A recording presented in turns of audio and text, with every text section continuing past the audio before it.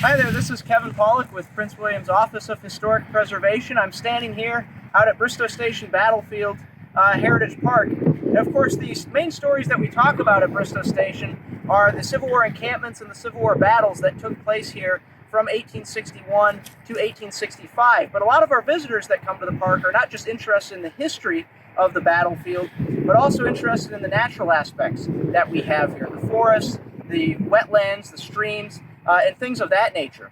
So staff was out walking the park just a few weeks ago, and we discovered that recently beavers have come to the park, and they constructed very finely across one of the agricultural ponds here that was put here in the 20th century. They've constructed a very large dam here that has actually washed out one of the trails. So this is just one of the natural aspects, natural features of managing a park that we have to consider when building trails and things like that, is of course the animals and the habitation that it's ultimately going to affect. But you can see that can work the other way around as well, with beavers recently having moved in, built this dam, raising the water level of the pond to then wash out one of the trails. We thought it would be just a fun video for all of you to check out and learn a little bit more about how beavers construct dams like these. So I'm going to bring in my colleague from the Office of Historic Preservation, Nate McDonald, to tell us a little bit more about the process of how beavers construct dams like these, like what you see here behind me. So everybody, what we're looking at, as Kevin described, is a beaver dam or impoundment. Beavers generally don't just build dams for fun. They're a lot of effort.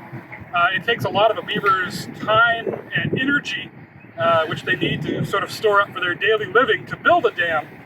But it's very important to their life, because most beavers live in their lodges, which are built semi-submerged, almost like a diving bell underwater.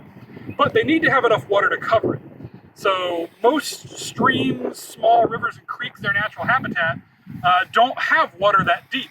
So to make the water deep enough, they will build a dam. And we'll show you a picture here in a second, look up close at some of the construction features here.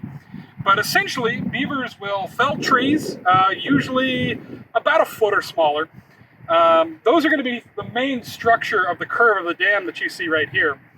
And then the smaller things, sturdy limbs and branches and twigs and things, will be driven in vertically, and they'll almost make a mat, basically, to trap the water. And they'll pack it in with mud and leaves and twigs and debris, much like humans building an earth dam, to seal it up and keep the water impounded and backed up. So it's kind of hard to see here because it is an old agricultural pond.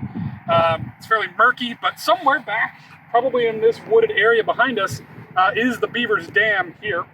And they built a pretty good sizable dam here. From its construction quality, this is probably a couple of beavers that have been together for a few seasons and were looking for a new home, and decided that Bristoe Station would be the right place for that. Now, from more of a historic aspect, water obstructions play an important role in almost every Civil War battlefield. For example, here at Bristoe, the location of Broad Run and the fords across it play a major part in directing the Union Army Corps through Bristoe Station and across Broad Run, both at the Battle of Bristoe Station and in 1862. And it will also play an important role in the United States Army's march to Thoroughfare Gap in 1898 during the Spanish-American War.